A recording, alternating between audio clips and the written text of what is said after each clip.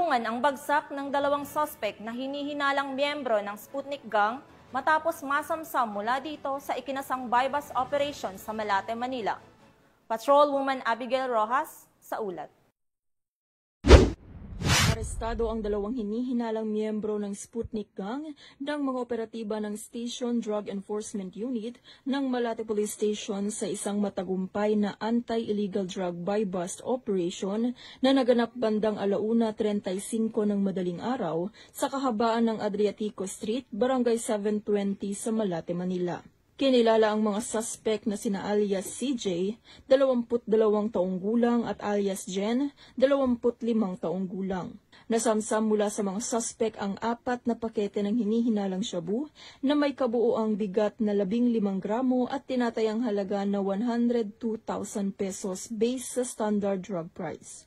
Na-recover rin ang perang ginamit bilang buy-bust money.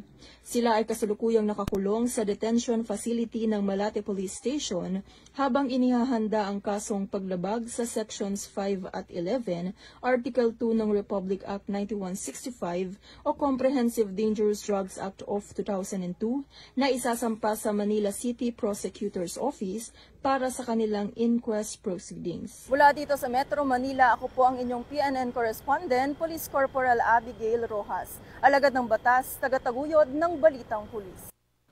Maraming salamat, Corporal Rojas. Nasa kote ang dalawang suspect na babae na kabilang sa mga listahan ng street-level individual sa isinagawang buy-bust operation sa Barangay Payukpok Sur, Bawang, La Union.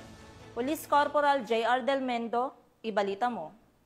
Arestado ang dalawang babae na kabilang sa lista ng street-level individual sa isinagawang buy-bust operation na pinagsanib na puwersa ng Bawang Municipal Police Station bilang lead unit, La Union PDEU, La Union PIU, RIU-1, La Union 1st PMFC at TSC RMFB-1 sa Barangay Payukpok Sur, Bawang, La Union. Nakumpiska mula sa mga sospek ang 2 gramo ng hinihinalang shabu na nakapaloob sa isang transparent plastic sachet na nagkakahalaga ng 13,600 pesos. Kabilang sa mga nakuhang ebidensya ang isang peraso ng genuine 1,000 peso bill at 5 peraso ng 1,000 peso budol money na ginamit bilang buy-bust money, kapirasong papel, cellphone at motorsiklo. Ang inventory at marking sa mga ebidensya ay sinagawa sa mismong lugar ng operasyon sa presensya ng mga sospek at ng mga mandatory witnesses. Ang dalawang sospek ay naharap ngayon sa kasong paglabag sa Republic Act 9165 o Comprehensive Dangerous Drugs Act of 2002. Mula dito sa Ilocos Region, ito ang inyong PNN Correspondent, Police Corporal J.R. Del Mendo, alagad ng batas, tagataguyod ng Balitang Pulis.